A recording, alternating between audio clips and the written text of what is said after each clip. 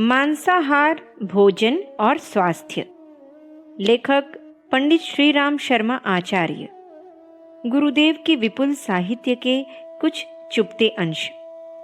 अनेक लोगों के मन में यह भ्रांति है कि शाकाहार से नहीं, मांसाहार से स्वास्थ्य बनता है। पूज्यवर ने विज्ञान सम्मत तर्क प्रस्तुत करते हुए इसे नकारा है। जब भी मन में इस विषय में जानने का भाव जागृत हो तो इस पुस्तक के विचारों का स्वाध्याय कर उस पर मनन करें। आपके समक्ष संभावनाओं के अनेक मार्ग स्वतः ही प्रकट होने लगेंगे। इस पुस्तिका को सदैव अपने पास रखें और जब भी समय मिले इसका अध्ययन कर प्रेरणा ग्रहण करें। यद्यपि मांस भोजन अस्वास्थ्यदायक है, तथापि यदि एक बार यह भी मान लिया जाए कि इससे स्वास्थ्य लाभ होता है, तब भी किसी प्राणी को मारकर उसका मांस खाकर स्वास्थ्य बढ़ाना मनुष्य को शोभा नहीं देता है। मान लीजिए यदि कोई डॉक्टर किसी से कहे कि मनुष्य का मांस सबसे अधिक स्वास्थ्यदायक होता है, तो क्या वह उसके लिए मनुष्य का मांस खाने लगेगा? यदि कोई किसी से यह कह दे कि यदि वह अपने बच्चों का रक्त अपने शरीर में ले ले तो स्वस्थ रहेगा, तो क्या वह स्वास्थ्य के लोभ में वैसा करने को तैयार हो जाएगा? नहीं, वह ऐसा कदापि नहीं कर सकता। कारण एक तो वह कानून, सामाजिक अथवा वैयक्तिक भय से मनुष्य को मारकर उसका मांस प्राप्त नहीं कर सकता। दूसरे, ममता मोह के कारण अपने बच्चों का खून भी नहीं कर सकता। बेचारे पशुओं का न तो कोई रक्षक है और न कोई उनकी सुनने वाला है। इसलिए मांस भोजी अपनी पाशविक स्वाद वृत्ति को संतुष्ट करने के लिए उनकी हत्या किया करती हैं और अपनी बुराई को छिपाने के लिए स्वास्थ्य आदि का बहाना जोड़ लेते हैं। वैसे न तो मांस में स्वास्थ्य के गुण हैं और न उसमें कोई स्वाद ही होता है। मांस यदि मनुष्य का प्रकृति सम्मत स्वाभाविक भोजन होता तो निश्चित ही उसके शरीर की रचना उसी के अनुसार होती और मांस छोड़कर उसकी अभिरुचि अन्नों तथा वनस्पतियों के प्रति न होती। आज से हजारों वर्ष पूर्व शेर, चीते, भेड़िए आदि जिस प्रकार मांस खाया करते थे, उसी प्रकार आज भी खा रहे हैं। मांस भोजन उनका प्राकृतिक भोजन है। इसके बिना वे जीवित नहीं रह सकते। मनुष्य के शरीर की रचना न तो मांस भोजन के अनुरूप है और न ही मांस पर उसका जीवन निर्भर है। मांस भोजी पशुओं के लक्षणों में कतिपय लक्षण इस प्रकार हैं। उनके दांत बड़े बड़े कीलों की तरह बड़े दृढ़, बिरबिरे, ठोस और पैने होते हैं। इससे उनको यह सुविधा रहती है कि वे अपने शिकार को आसानी से चीर फाड़ कर खा सकते हैं। उनके दांतों में मांस के रेशे नहीं हिलकते। उनके पंजों में बड़े बड़े दृढ़ नाखून होते हैं, जिससे वे अपने शिकार को आसानी से घायल कर सकते हैं और उसके शरीर का आवरण विदीर्ण कर सकते हैं। मांस भोजी पशु जीभ से पानी पीते हैं और मैथुन क्रिया में परस्पर बंध जाते हैं। उनकी भोजन नली मनुष्य की अपेक्षा छोटी होती है, जिससे मांस उसमें देर तक रुकने नहीं पाता। मनुष्य में ऐसा एक भी लक्षण नहीं होता। अनेक लोग मांस के स्वाद की दुहाई देते हैं। मांस में यदि फलों आदि की तरह स्वाभाविक स्वाद होता तो मनुष्य विविध प्रकार के मसाले डालकर स्वादिष्ट बनाने का प्रयत्न न करता और न उसका प्रकृति स्वरूप छिपाने के लिए उसे विविध रूपों में बदलता। यदि एक बार उसमें मांस भोजियों की दृष्टि से स्वाद की कल्पना भी कर लें, तब भी उसमें वह स्वाद आया कहाँ से? मनुष्य एकमात्र उन्हीं पशुओं का मांस खाता है जो विशुद्ध शाकाहारी अथवा तृणजीवी होते हैं। उक्त पशुओं के मांस में जो स्वाद माना जाता है वह उन्हीं वनस्पतियों का गुण होता है जिन्हें खाकर वे जीते हैं। मांसजीवी पशुओं का मांस कोई भी मनुष्य नहीं खाता और यदि वह भूल से ऐसा कर ले तो या तो मर जाए अथवा ऐसे घातक रोगों का शिकार हो जाएगा जिनसे उद्धार होना असंभव तो नहीं, कम से कम दुस्साध्य तो होता ही है। संसार में मांस प्रिय तथा उसके खाने का समर्थन करने वालों को बूचड़ खाने में ले जाकर वहां का हृदय विदारक, भयंकर एवं विभत्स दृश्य दिखाया जाए और उनसे कहा जाए कि देख लो मनुष्य, तुम्हारे मांस भोजी होने के कारण तुम्हारी नारकीय रुचि, इच्छा और क्षुधा की संतुष्टि के लिए यह क्या होता है? क्या बिगाड़ा है इन बेचारे बेजुबान पशुओं ने, जिन्हें हजारों की तादाद में खंते पर काटा जाता है? यह इसलिए क्योंकि यह बेचारे तुमसे कमजोर हैं, विवश हैं। याद रखिए, यदि मांस भोजन की प्रथा संसार से न उठी तो एक वह दिन भी आ सकता है कि पशुओं की कमी अथवा अभाव में तुमसे सबल मनुष्य तुमको भी इसी प्रकार काटकर खा जाएं। विविध पशुओं के मांस को खाते खाते आज जिस प्रकार मनुष्य भेड़, बकरी, गाय, भैंस, सुअर से बढ़ता बढ़ता मछली, झींगा, मुर्गा, कबूतर और अनेक दूरस्थ विदेशों में तो चूहा, सांप, छिपकली, मेढक तक आ गया है, शीघ्र ही वह मनुष्य तक आ जाए और तब मांस की तलब बढ़ने, अन्न का अभाव होने या कोई आड़ा वक्त आ जाने पर मनुष्य अपने गोद के बच्चों को भी मारकर खाने लगे। जिस प्रकार काम की पाश्विक वृत्ति बढ़ती बढ़ती मर्यादा का उल्लंघन करके बहन भतीजी का नाता तक लांघ जाती है, उसी प्रकार मांस भोजन की निष्ठुर पैशाचिक वृत्ति बढ़कर बच्चों पर आ पहुंचे। यदि मनुष्य ने मांस भोजन की बढ़ती हुई लत को नहीं रोका तो उसकी निष्ठुरता इस सीमा तक भी बढ़ सकती है। मांस भक्षण से बेचारा विवेक तो यूं ही निर्बल होकर नष्ट हो जाएगा और तब मनुष्य को शिशु भोजन से कोई रोकने वाला भी नहीं रह जाएगा। इस प्रकार जब मांस भोजी अपनी पराकाष्ठा पर बहुतायत से पहुंच जाएंगे तो बेचारा कानून भी मजबूर होकर अपने बच्चे को मार कर खा जाने को अपराध परिधि से निकाल देगा। जब विरोध न कर सकने वालों को किसी न्याय की आवश्यकता नहीं, तो फिर छोटे नर बालकों को मारकर खाने से भी कानून किसी को क्यों रोकेगा? एक मांसाहारी यदि एक पाव भी मांस नित्य खाए तो महीने में 7.5 किलो मांस होता है। मामूली बकरे में प्रायः 20 किलो मांस निकलता है। इस प्रकार प्रायः 3 महीने में एक बकरा, साल में 4 बकरे खा जाता है। बहुत से लोग अंडे को मांस भोजन से भिन्न मानकर उसका समर्थन करते हैं। उनका कहना है कि अंडे में जीव नहीं होता, उसको खाने में किसी प्रकार के हिंसा दोष का आरोप नहीं किया जा सकता। अंडे में जीव अथवा प्राण न होने का तर्क देकर जो हिंसा के दोष से बचना चाहते हैं, वे यह क्यों नहीं सोचते कि एक बार अंडे को भले ही पीड़ा ना हो तो क्या उस मादा पक्षी को दुख ना होगा जिसने उसे अपने उदर से बच्चे की आशा से उत्पन्न किया है। अंडा यदि किसी पक्षी का बच्चा नहीं है तो उसका भ्रूण अवश्य है। बुद्धि के अभाव में यदि अंडा हिंसा की परिधि में नहीं लिया जा सकता तो किसी मानवी का भ्रूण खाने में भी कोई पाप नहीं है। अंडा भोजियों से पूछा जाए कि प्राण प्रतिष्ठा के अभाव में वे किसी मानवी का गर्भ उबाल कर खा सकते हैं? यह तो हो सकता है कि यह प्रश्न सुनकर अंडा भोजी बिचके, किंतु वह यह सोचने का कष्ट नहीं करेगा कि एक अंडे तथा किसी मानवी के भ्रूण में क्या अंतर है। बहुत से लोग मांस भोजन को खाद्य समस्या के हल के रूप में प्रस्तुत करते हैं। इस प्रस्तुति के पीछे भी कोई वास्तविकता नहीं है। इसमें भी मांस भोजन का अनुचित समर्थन ही बोलता है। मनुष्य जिन गाय, भैंस, भेड़, बकरियों को मार कर खा जाता है, यदि उन्हें ठीक से वैज्ञानिक ढंग से पाला जाए तो वे मांस से कहीं अधिक उपयुक्त, स्वास्थ्यकर और ज्यादा खाद्य दूध के रूप में दे सकते हैं। इस प्रकार पशुओं की रक्षा से स्थायी रूप से खाद्य समस्या का हल हो सकता है। खेती के लिए पाले जाने वाले पशुओं के गोबर तथा मूत्र से जितनी खाद मिल सकती है उतना मूल्य उनके मांस के विक्रय से नहीं मिल सकता। गौवध के कारण भारत में बैल जैसे कृषि पशुओं का अभाव होता जा रहा है।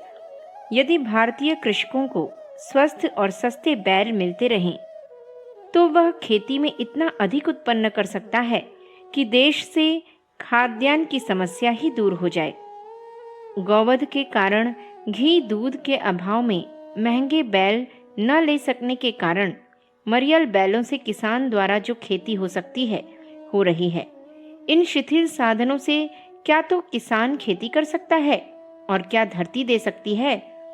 खेती के लिए जिन स्वस्थ बैलों और पुष्ट किसानों की आवश्यकता है, पशुवध के कारण प्रत्यक्ष और परोक्ष रूप से उनका ह्रास हो रहा है। भारत का गरीब किसान ट्रैक्टरों तथा मशीनों को किस प्रकार पा सकता है और किस प्रकार उसके लिए ड्राइवर, डीजल तथा अन्य प्रकार के उपकरण उपलब्ध कर सकता है। बैलों की अपेक्षा किसान को ट्रैक्टरों की व्यवस्था कहीं अधिक महंगी पड़ती है। पशुवध को रोककर भारतीय कृषिकार को यदि उसके जन्म जन्म के जाने पहचाने सजीव ट्रैक्टर, बलवान बैलों की व्यवस्था कर दी जाए तो निश्चित ही वह देश की खाद्य समस्या शीघ्र ही हल करके रख दे। शाकाहार मनुष्य का प्राकृतिक भोजन है और मांसाहार अस्वाभाविक। जहाँ मांस भोजन से तामस, काम, क्रोध, आलस्य, प्रमाद, जड़ता आदि व्यक्ति को घेरती है, वहाँ शाकाहार से स्फूर्ति, पवित्रता, प्रसन्नता, शक्ति तथा दीर्घायुता प्राप्त होती है। मन, बुद्धि और विवेक शुद्ध होते हैं। आत्मा में सुख और शांति आती है। मांसाहार मनुष्य के लिए आवश्यक एवं उपयोगी है। इसी मान्यता के कारण मांसाहार का प्रचलन बढ़ता जा रहा है। उसके समर्थन में शरीर शास्त्री और मांसाहारी बहुत कुछ कहते सुने जाते हैं। शरीर शास्त्री मांसाहार में प्रोटीन की बहुलता और उसकी शरीर पोषण में उपयोगिता बताते रहते हैं और इसी आधार पर उसे अपनाने की वकालत करते हैं। किंतु जब उनसे यह पूछा जाता है कि मांस का प्रोटीन कितना दुष्पाच्य, कितना महंगा और पशु रोगों से प्रभावित होता है, तो उन्हें बगलें झांकनी पड़ती हैं। सच तो यह है कि मांस में प्रोटीन का जितना अनुपात होता है, उससे कहीं अधिक सस्ती दालों में पाया जाता है और वे किसी रुग्ण परंपरा से प्रभावित भी नहीं होती, पचती भी जल्दी हैं। ऐसी दशा में मांस प्राप्ति के लिए नृशंस उपाय अपनाने का समर्थन क्यों किया जाए? अर्थशास्त्री इसे अन्न की कमी को पूरा करने में सहायक कहते हैं, किंतु यह भूल जाते हैं कि जितनी भूमि की हरियाली खिलाकर पशु पाला जाता है, उतनी भूमि में मांस से कई गुना और कहीं सस्ता शाकाहारी खाद्य उत्पन्न हो सकता है। पशु न मारे जाएं तो उनकी वृद्धि संसार में समाएगी कहाँ? इस प्रतिपादन की अधिक व्याख्या करने के लिए जब यह पूछा जाता है कि कुत्ते जैसे प्राणी बहुत प्रजनन करते हैं, साथ ही उनका मांस भी नहीं खाया जाता, फिर वे लाखों वर्षों में भी सारी पृथ्वी पर क्यों नहीं छा सके, तो अर्थशास्त्री मौन हो जाते हैं। प्रत्येक प्राणी की अनावश्यक संख्या का नियमन करने के लिए प्रकृति के अपने तरीके हैं। उन्हें समझने पर किसी काजी को शहर के अंदेशे दुबले होने की आवश्यकता न पड़ेगी। वास्तविकता यह है कि मांस न तो पोषक है और न बलवर्धक। इस स्तर की भ्रांत मान्यताएं ही असंख्यों को उसका समर्थक बनाए हुए हैं। सभी जानते हैं कि प्राणियों में अधिक बलिष्ठ और दीर्घजीवी शाकाहारी ही होते हैं, मांसाहारी नहीं। आरोग्य और दीर्घ जीवन का जहां तक प्रश्न है, वहां तक पशुओं से लेकर मनुष्य तक देखे गए तथ्य यही प्रमाणित करते हैं कि सुदृढ़ स्वास्थ्य के लिए शाकाहार पर निर्भर रहना ही बुद्धिमत्ता है। मांस नशे की तरह तात्कालिक उत्तेजना देने लगे तो भी उसकी तुलना में शाकाहार के दूरगामी परिणामों को ही सराहा जाएगा। उस पर निर्भर रहने वाले आरोग्य का व्यतिक्रम नहीं होने देते और सहज सरलता के सहारे लंबी अवधि तक जीवित रहने का आनंद लेते हैं। डेनिश सरकार ने डॉक्टर हिंडहेड के परामर्शानुसार भोजन संबंधी निर्णय लेकर अक्टूबर 1917 से 1918 अक्टूबर तक कठोरता से पालन कराया। पूरे देश ने शाकाहार को स्वीकार कर लिया, यद्यपि ऐसा आपत्ति कालवश ही हुआ। लोगों ने सादा एवं शाकाहार का भोजन उपलब्ध होने के विषय में भयंकर आशंकाएं व्यक्त की थीं, परंतु उस वर्ष जो आंकड़े एकत्र हुए उससे सारा विश्व आश्चर्यचकित रह गया। उस अवधि में डेनमार्क विश्व में सबसे कम मृत्यु दर वाला देश रहा। रोगियों की संख्या तो नगण्य हो गई। सार्वजनिक राष्ट्रीय स्वास्थ्य के स्तर में प्रभावी प्रगति देखी गई। एक वर्ष बाद पुनः जब वहां मांस, शराब आदि युद्ध काल के पहले की भांति प्रयोग होने लगा तो देश की मृत्यु दर पूर्व की भांति हो गई और बीमारों की संख्या में भी वृद्धि हो गई। मांसाहार द्वारा रक्ताल्पता, प्यास, कोष्ठबद्धता, उच्च रक्तचाप, रक्तवाहिनियों में बाधा, मानसिक तनाव, हिस्टीरिया, मृगी, गठिया, हृदय रोग आदि उत्पन्न होते हैं।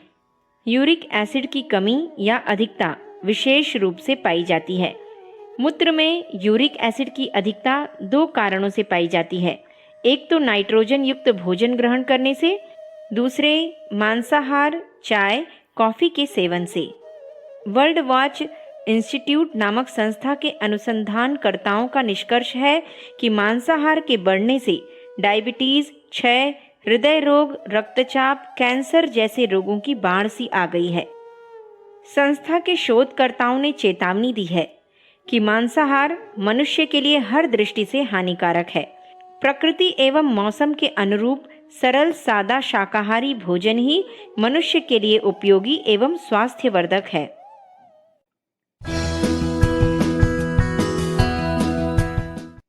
ऑडियो 2 मांसाहार भोजन और स्वास्थ्य। लेखक पंडित श्रीराम शर्मा आचार्य। बंबई के विभिन्न अस्पतालों के मधुमेह रोगियों के पर्यवेक्षण से प्राप्त आंकड़ों के अनुसार मधुमेह रोग के शिकार मांसाहारियों की संख्या शाकाहारियों की तुलना में कई गुना अधिक है। दिल्ली के मौलाना आजाद चिकित्सा महाविद्यालय के डॉक्टर NPS वर्मा और उनके सहयोगियों ने मधुमेह पर अनुसंधान किया। उन्होंने घोषणा की कि रेशे एवं तंतु वाले शाकाहारी भोजन में मधुमेह के नियंत्रण करने की असाधारण क्षमता है। उन्होंने मधुमेह के अनेकों रोगियों के ऊपर प्रयोग किया। मांसाहार छुड़ाकर सरल सुपाच्य शाक सब्जियों से युक्त आहार दिया। रोग उपचार में उन्हें अप्रत्याशित सफलता मिली। मांसाहारियों में सहनशीलता की कमी के कारण आत्महत्या की घटनाएं अधिक होती हैं। आहार मनुष्य की समताओं एवं विशेषताओं के ह्रास वृद्धि से संबंध रखता है। पुष्टिकारक आहार समताओं की वृद्धि करेगा और तत्वहीन आहार उनका ह्रास कर देगा। मनुष्य संसार में सबल, शक्तिवान और योग्य बनकर जीने के लिए है, न कि रोग, शोक अथवा दुख दुरितों का बंदी बनकर दुखी रहने के लिए। सुखी, शांत और संतुष्ट जीवन बिताने के लिए मनुष्य को अपने खान पान तथा आचार व्यवहार में सावधान रहना होगा। स्वाद, स्वभाव अथवा अनुकरण से प्रेरित होकर अपने खान पान को अयुक्त बना लेने का अर्थ है अपने शारीरिक, मानसिक तथा आत्मिक सुख समुन्नति में आग लगा लेना। भारत मूल रूप से निरामिष भोजी देश है। इसकी जलवायु, इसकी भौगोलिक स्थिति कुछ भी तो मांसाहार के अनुकूल नहीं है। संपूर्ण मानव जाति का कल्याण तो इसमें ही है कि संसार से मांसाहार की विकृति मिटा दी जाए। पर भारत की सभ्यता, संस्कृति, धर्म, दर्शन, शारीरिक, बौद्धिक, मानसिक, सामाजिक तथा राष्ट्रीय पुकार तो यह है कि हम सब मांसाहार के दोषों एवं हानियों को समझें और उसका त्याग कर दें, जिससे कि अर्थ से लेकर परमार्थ तक होता हुआ हमारा पतन किसी सीमा तक रुके और हम सुख समृद्धि की दिशा की ओर बढ़ सकें। बीज रूप आहार दोष के दूर हो जाने से अन्य प्रकार की विकृतियां तो आप से आप मिटने लगेंगी। मांसाहार अति अमानवीय भोजन है। मनुष्य की न तो शरीर रचना ही इसके अनुकूल है और न प्रकृति ही। इसीलिए जो मनुष्य मांस का सेवन करते हैं वे अनेक प्रकार के रोगों से जब तब घिरे रहते हैं। मनुष्य का आमाशय तथा उसकी जठराग्नि इस योग्य नहीं होती कि वह मांस को ठीक तरह से पचा सके। मनुष्य का प्राकृतिक स्वभाव भी मांस भोजन के अनुकूल नहीं होता। मांस भोजन का स्वभाव कृत्रिम है, जिसे उसने अज्ञान एवं अभ्यासवश विकसित कर लिया है। इसकी परीक्षा के लिए यदि किसी अबोध बालक को, जिसे कि मांस भोजी न बनाया गया हो, जबरदस्ती मांस खिलाया जाए, तब वह तत्काल ही मुंह बिगाड़कर उसे उगल देगा और रोने लगेगा। उसकी प्राकृतिक वृत्तियां तत्काल मुख में आए मांस खंड को अस्वीकृत कर देगी। किसी सहज मांसाहारी जीव का बच्चा जन्म से ही मांस भोजन में रुचि लेने लगता है। उसे मांस के अतिरिक्त अन्य किसी प्रकार का भोजन स्वीकार नहीं होगा। भोजन की ग्राह्यता, अग्राह्यता किसी के स्वाभाविक भोजन की सरल पहचान है। संसार में करोड़ों ऐसे स्त्री पुरुष मौजूद हैं जो किसी रूप में भी मांसाहारी नहीं है। तृणजीवी प्राणी सदा सर्वदा वनस्पति ही खाते हैं। उसके अभाव में वे प्राण तक दे देते हैं, किंतु मांस भोजन की प्रवृत्ति उनमें नहीं होती, इसलिए कि वनस्पति उनका स्वाभाविक भोजन होता है। इसके विपरीत स्वाभाविक मांस भोजी जीव उसके अभाव में तन त्याग सकते हैं, किंतु वनस्पति खाने की ओर उन्मुख नहीं होंगे, क्योंकि मांस ही उनका प्राकृतिक भोजन होता है। प्रवृत्ति, प्रकृति, शरीर अथवा समाज किसी भी दृष्टि से क्यों न देख लिया जाए, मांस मनुष्य के लिए अस्वाभाविक भोजन है। यह उसका आरोपित स्वभाव है, जिसके कारण वह अपनी अनेक हानियां कर रहा है। इस आरोप का परिमार्जन कर देना ही मनुष्य जैसे बुद्धि प्रधान प्राणी के लिए अपेक्षित एवं योग्य है। किसी का यह विश्वास विवेक सम्मत नहीं है कि मांस भोजन से स्वास्थ्य में वृद्धि होती है। आज केवल कहने मानने मात्र से ही किसी बात पर विश्वास नहीं किया जा सकता है। वैज्ञानिक आधार पर शरीर एवं चिकित्सा शास्त्र बड़ी सीमा तक विकसित हो चुका है। अनेक प्रयोग एवं अन्वेषणों के आधार पर सिद्ध हो चुका है कि मांस भोजन मानव स्वास्थ्य के लिए बहुत हानिकारक है, और बुद्धिमान लोग इस वैज्ञानिक सत्य को समझकर मांस भोजन का त्याग करते जा रहे हैं। सदा से मांस भोजी देशों अमेरिका, इंग्लैंड आदि में मांस भोजन के विरुद्ध आवाज उठने लगी है, और लोग शुद्ध शाकाहारी संगठन एवं समितियां बनाकर मांसाहार की हानियों से बचने लगे हैं। अनेक प्रयोगों, अनुसंधानों तथा अनुभवों के आधार पर शरीर विज्ञान के विशेषज्ञ इस नतीजे पर पहुंचे हैं कि मांस शाकाहार की अपेक्षा कम पौष्टिक है। वह मनुष्य के लिए अनावश्यक ही नहीं, हानिकारक भी है। इसके खाने से शरीर आलसी, दांत कमजोर और आमाशय की क्षमता नष्ट हो जाती है। रक्त विकार, कैंसर, गठिया और उन्माद जैसे रोगों की वृद्धि में मांस भोजन एक बहुत बड़ा कारण है। मांसाहारी लोग अपने इस अमानवीय भोजन को अधिकतर शराब आदि हानिकारक द्रव्यों के बल पर खाने और पचाने की कोशिश करते हैं, जिससे उनका स्वास्थ्य 2 गुने वेग से नष्ट होता रहता है। इंग्लैंड में शराब और मांस का प्रचार बहुत अधिक है, इसीलिए शाकाहारी देशों की अपेक्षा वहां आत्महत्याओं की घटनाएं अधिक होती हैं। पुष्टि और अधिक प्रोटीन के भ्रम में प्रायः लोग अंडा, मांस, मछली खाते हैं, जबकि तथ्य यह है कि मांसाहार में शाकाहार की तुलना में पौष्टिकता बहुत कम होती है। पशुओं के जिन अंगों का मांस खाद्य रूप में प्रयुक्त होता है, उनमें वैज्ञानिकों के अनुसार यूरिक एसिड की मात्रा अधिक होती है। इसके जमा होते रहने से गठिया, मूत्र रोग, रक्त विकार जैसी घातक बीमारियां शरीर को जकड़ लेती हैं। अपनी जटिल संरचना के कारण मांस अच्छी तरह पचता भी नहीं, अतः पाचन संस्थान का गड़बड़ा जाना स्वाभाविक ही है। शाकाहारी इन व्यथाओं से बहुत कम ग्रसित पाए जाते हैं। मानवीय काय संरचना एवं उसकी क्रिया प्रणाली वनस्पतियों के पूर्णतया अनुकूल है। अगर ऐसा ना होता तो बीमारी की अवस्था में मनुष्य को शाक और फलों पर क्यों रखा जाता। मांसाहार से पौष्टिकता का जो भ्रम फैला हुआ है, वह निरर्थक प्रोपेगेंडा मात्र है। शाकाहार कहीं अधिक सुपाच्य, सुलभ, सस्ता और पोषक तत्वों से परिपूर्ण है। उनके अनुसार मांस में प्रोटीन तो है, किंतु सोयाबीन के अनुपात में 25% कम है। कैल्शियम और लोहे की मात्रा और भी न्यूनतम है, क्योंकि कैल्शियम हड्डियों में रहता है, जो मांस के साथ प्रयुक्त नहीं की जाती। इसी प्रकार लोहांश रक्त के साथ बह जाता है। दालों में, मूंगफली और मेथी में प्रोटीन की मात्रा मांस से अधिक रहती है। फिर यह दलील थोथी लगती है कि मांस सबसे अधिक पौष्टिक है। दालों में प्रोटीन का अनुपात 22 से 24% और कार्बोहाइड्रेट 56 से 60% तक रहता है, जबकि मांस में प्रोटीन 13 से 18% और कार्बोहाइड्रेट की मात्रा नगण्य रहती है। प्रोटीन शरीर का मुख्य हिस्सा है। मांस पेशियों के ठोस भाग का 5वां हिस्सा इसी से भरा हुआ है। इसी कारण शरीर विज्ञानियों ने इसे बॉडी बिल्डिंग मटेरियल कहा है। मस्तिष्क से लेकर गुर्दे, हृदय आदि तक सभी महत्वपूर्ण अंग अवयव इसी से भरे पड़े हैं।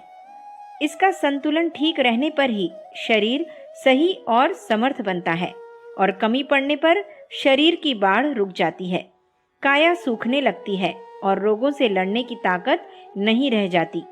अधिक मेहनत नहीं हो पाती, जल्दी ही बुढ़ापा आकर मरने का संदेश सुनाने लगता है। हमारी कोशिकाओं का क्षरण लगातार होता रहता है। उनकी नई बढ़ोतरी के लिए प्रोटीन की मात्रा हमारे भोजन में बनी रहे, यह जरूरी है।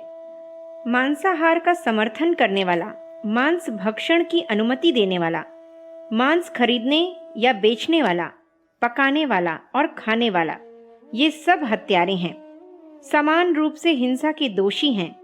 नैतिकता, धार्मिकता, मनुष्यता एवं आध्यात्मिकता, सभी दृष्टियों में मांसाहार का निषेध किया गया है।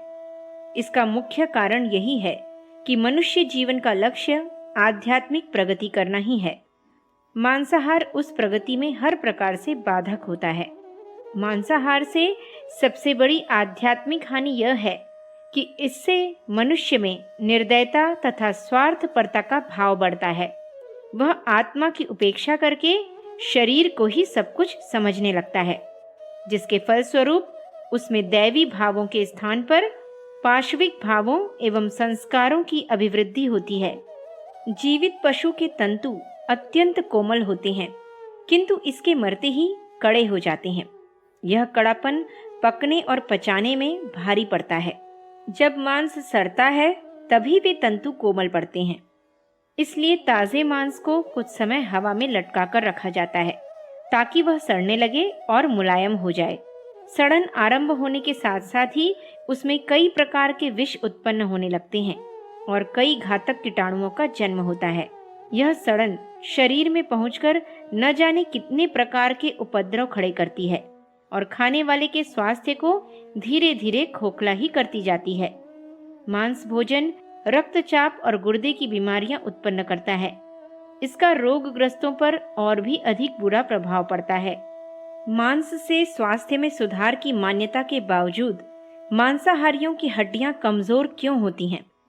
मांसाहारियों के मूत्र की जांच से पता लगा है कि उसमें अधिकांश मात्रा तेजाब और क्षार की होती है।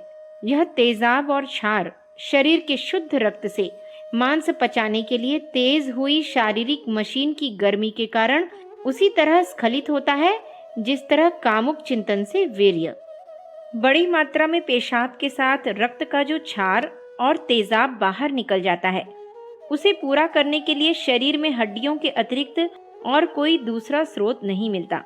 फलस्वरूप रक्त अपना संतुलन बनाए रखने के लिए क्षार और तेजाब हड्डियों से चूसने लगता है। इस प्रकार मांसाहारी व्यक्ति की हड्डियां कमजोर होती चली जाती हैं। अंडे खाने से ब्लड प्रेशर होता है, जो बाद में हृदय रोग बन जाता है। यह दुष्पाच्य होने से पेट में गड़बड़ करता ही है, पथरी भी पैदा करता है। अंडे खाने वालों की आमाशय की दीवारों तथा आंत व रक्तवाही नलिकाओं में घाव पड़ जाते हैं, जो रोग का कारण बनते हैं। पेचिश भी अंडे खाने से होती है। कोलेस्ट्रॉल का अति सघन अनुपात पाया जाता है। यह विष बनकर रक्तवाही नलिकाओं को घायल करता है, जिन पर गंदगी जमती तथा मार्ग सकरा हो जाता है। इनमें लचक का अभाव हो जाता है। ये नलिकाएं बड़ी कोमल व संवेदनशील रचनाएं हैं। इनकी कोमलता व संवेदनशीलता घटने से ही बुढ़ापा आता है। इस कारण अंडे खाने से व्यक्ति शीघ्र बूढ़ा हो जाता है और आयु कम हो जाती है। अंडे खाने वालों को इसके हानिकारक प्रभाव के कारण पेचिश तथा मंदाग्नि से पीड़ित होना पड़ता है तथा आगे चलकर आंतों तथा अमाशय की जीर्ण व्याधि, क्षय तथा कैंसर के रूप में परिणत हो सकता है। हो सकता है अंडे खाते खाते शुरू में लोग अपने को अधिक स्वस्थ अनुभव करें और दूसरों को भी ऐसा ही लगे, पर बाद में कई बीमारियों से ग्रसित हो जाते हैं, जिनमें रक्तचाप, एक्जिमा जैसे भयानक रोग भी हैं। मनुष्य का भोजन वनस्पति, फल फूल तथा दूध ही है। यही दीर्घजीवी होने का राजमार्ग है। प्रबुद्ध वर्ग के वैज्ञानिक एवं विचारक धीरे धीरे मांसाहार के कारण होने वाले शारीरिक दुष्प्रभाव को समझने लगे हैं। बौद्धिक, आध्यात्मिक, भावनात्मक हानि तो इतनी अधिक है कि उसकी तुलना में यदि शरीर को कुछ लाभ होता भी हो तो त्यागने योग्य है। अंडा मांसाहार की श्रेणी में आता है। यह वैज्ञानिक शोधों से भी स्पष्ट हो चुका है। मुर्गियां अधिकांश भोजन ताजा कीड़ों तथा केंचुओं तथा ग्रामबोन से प्राप्त करती हैं। निषेचित और अनिषेचित दोनों प्रकार के अंडे जीवन युक्त होते हैं। शाकाहार की तुलना में अंडे से उतनी पुष्टाई भी प्राप्त नहीं होती। साथ ही इसके सेवन से कितनी ही हानियां होने का भय बना रहता है। अंडे से कोलेस्ट्रॉल की रक्त में अभिवृद्धि होती है, जिससे सेवनकर्ता में उच्च रक्तचाप और हृदय रोग उत्पन्न होने की पूरी आशंका बनी रहती है। आरंभ में इसका सेवन लाभकारी भले ही लगे, किंतु कालांतर में इससे गंभीर रोगों के उत्पन्न होने का भय बना रहता है। अतः विवेकशीलता इसी में है कि अंडे जैसे मांसाहारी अखाद्य सेवन से स्वयं बचें और अन्यान्यों को बचाया जाए।